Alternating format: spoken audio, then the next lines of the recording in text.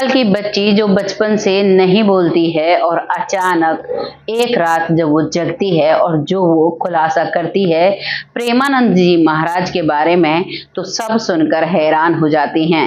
वो कहती हैं प्रेमानंद महाराज जी का पुनर्जन्म है और मैं एक विश्वास के साथ कहती हूँ और मेरे पास तथ्य भी हैं। ये सुनकर सभी हैरान हो जाते हैं क्योंकि सभी लोग प्रेमानंद महाराज जी की वीडियोस देखते हैं और जब प्रेमानंद महाराज जी के दर्शन करने के लिए रात रात भर इंतजार करते हैं और वो सभी के दिमाग में सिर्फ एक ही सवाल होता है कि आखिर प्रेमानंद महाराज जी कौन हैं। बहुत से लोगों का कहना है कि वो तो किडनी फेलियर हैं, वो तो कब के इस दुनिया से जा चुके, उनके अंदर विष्णु श्री हरि विष्णु कान्हा जी वास करते हैं, अगर उनके दर्शन करते हैं तो हम उन्हीं के दर्शन करते हैं। बहुत से लोगों की ये मान्यता है। अब एक 5 साल की लड़की जब ये खुलासा करती है तो सब बहुत हैरान हो जाते हैं। आइए इस कहानी को विस्तार से जानते हैं, किस तरीके से ये कहानी घटित होती है और कहाँ की ये कहानी है, लड़की का क्या नाम है, क्या हुआ था, कैसा था। नमस्कार, मैं महक चौधरी आज आपके सामने फिर से एक पुनर्जन्म की कहानी लेकर आई हूँ। ये कहानी शुरू होती है उत्तराखंड के एक परिवार से। यहाँ पर परिवार में एक लड़की होती है जो कि बचपन से ही बोलने में असमर्थ होती है, जैसे गूंगी कहते हैं ऐसे होती है, यानी कि वो कुछ भी नहीं बोलती है, बचपन से सिर्फ इशारों से अपनी बात समझाती है। माता पिता हमेशा परेशान रहा करते कि किस तरीके से इसका जीवन कटेगा, ये कोई भी शब्द नहीं बोल पाती है, आखिर ऐसे हमारी बेटी अपनी जिंदगी कैसे जिएगी। दोनों पति पत्नी बातें करते हैं। लड़की का नाम सोनम होता है, पिता का नाम जो होता है वो देवू होता है और उसकी माँ का नाम रानी होता है। पिता जो है उसका काम है, एक दर्जी का काम होता है, लोगों के कपड़े सिलना और अपने घर का भरण पोषण करना। वो लोग उत्तराखंड के पहाड़ों में एक गांव होता है, वहां पर रहा करते हैं। जब बेटी शाम को सोई थी तो माता पिता भी उसके पास सोए हुए थे, लेकिन आधी रात में बेटी उठकर बैठी हो जाती है और कहती है कि पापा, आपको पता है जो प्रेमानंद जी महाराज हैं, मेरा उनसे कोई रिश्ता है। जैसे ही वो बच्ची जो कभी भी नहीं बोली वो अचानक उठकर ये कहने लगती है तो माता पिता बहुत हैरान हो जाते हैं। एक तरफ तो उन्हें खुशी होती है कि हमारी बेटी बोलने लगी और एक तरफ उन्हें ये डर लगता है कि हमारी बेटी इतने बड़े संत महात्मन के बारे में आखिर कह क्या रही है। अब वो उसे समझाते हैं कि बेटा, संत महात्मन हैं, बहुत अच्छे से अपनी दिनचर्या में वो रहते हैं, उनका नाम ऐसे नहीं लेते। तभी वो कहती है कि नहीं, जो प्रेमानंद जी महाराज हैं उनका ये दूसरा जन्म है। जब उनका जो पहला जन्म था उनमें मैं उनके साथ रहा करती थी और उसके बाद हमने एक संकल्प लिया था, वो संकल्प अधूरा रह गया है और मैं वो उन्हें याद दिलाने के लिए आई हूँ। ये बात सुनकर माता पिता की आंखें चौड़ जाती हैं। वो बहुत हैरानी से अपनी बेटी को देखते हैं, लेकिन इस बात को वो किसी के साथ साझा नहीं करते हैं क्योंकि वो डर जाते हैं कि भाई ऐसे कैसे संत महाराज जी पर हम ऐसे सवाल खड़े कर सकते हैं और हमारी बेटी कहाँ इसके इतने भाग्य हैं जो ऐसे इस तरीके से वो पिछले जन्म में उनके साथ रही थी। इतने अच्छे कर्म शायद ही किसी के होते हैं। इस असमंजस में माता पिता होते हैं। 1-2 दिन निकलते हैं। वो बेटी फिर से एक दिन सुबह के 4 बजे उठ जाती है और कहती है मुझे वृंदावन जाना है, मुझे प्रेमानंद जी महाराज से मिलने जाना है। माता पिता से इस बात में जब जिद पड़ती है तो उसका पिता ये बात सुनता है और उसे दिलासा दे देता है कि बेटा, तुम चिंता मत करो, हम लोग वृंदावन जरूर चलेंगे।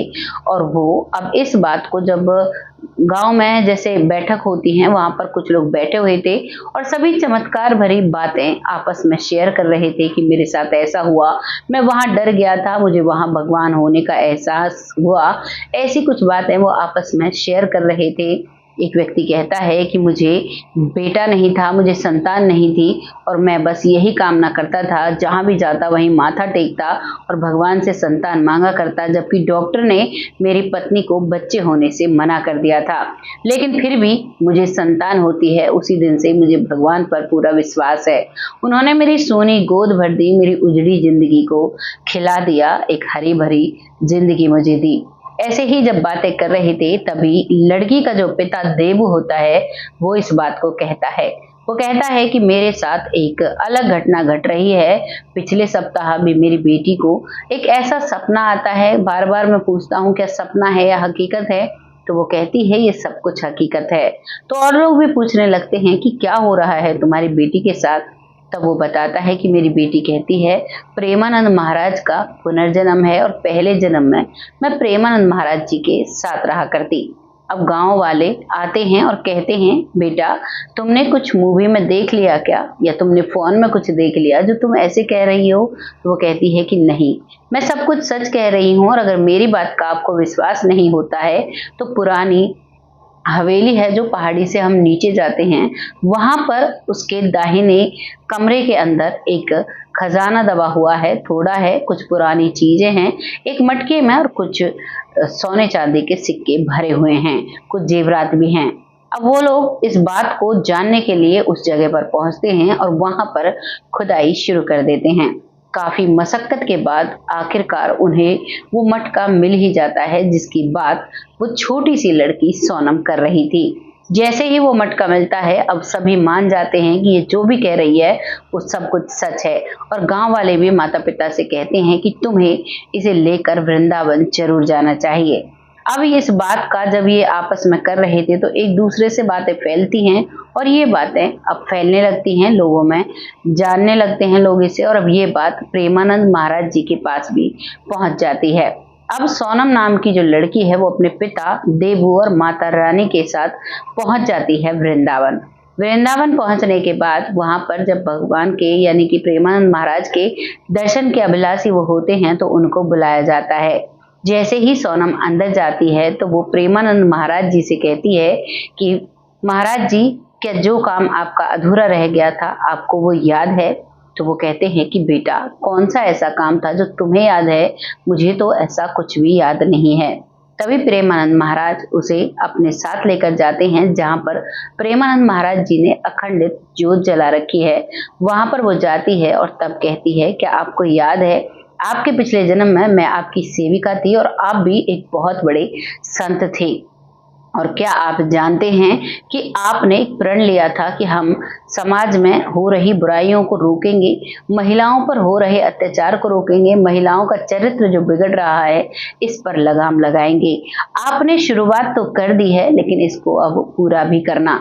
एक छोटी सी बच्ची 5 वर्ष की ऐसी बातें कहती है और प्रेमानंद महाराज जी मुस्कुराते हैं और उनसे कहते हैं ठीक है बेटा मैं ध्यान रखूंगा। वहां से वो लड़की चली जाती है और ये बातें बताने के बाद जब वो अपने घर पहुंचती है तो वो ये तक भूल जाती है कि वो प्रेमानंद महाराज से मिलने आई थी, या उसे कुछ सपने में दिखा था, या फिर उसने किसी घड़े का एड्रेस बताया था कि यहाँ पर आपको खजाना मिलेगा। अब वो लड़की नॉर्मल लाइफ जीती है, अब वो सब कुछ भूल चुकी है, नॉर्मल बच्चों के तरीके से स्कूल जाती है, बोलती है, हंसती है, खिलखिलाती है। अब उस बच्ची का नॉर्मल बच्चों की तरह जीवन है। ये कहानी हमारे सामने सोशल मीडिया से आई। आपको इस कहानी को सुनकर कैसा लगा, ये कहानी सच्ची है या कोई अफवाह है, ये आप तय कीजिएगा। पर हमने जो इतना रिसर्च किया है हमें इसके कई तथ्य के कई साक्ष्य मिले हैं, उसी के हिसाब से हम ये कहानी आप सबके साथ साझा कर रहे हैं।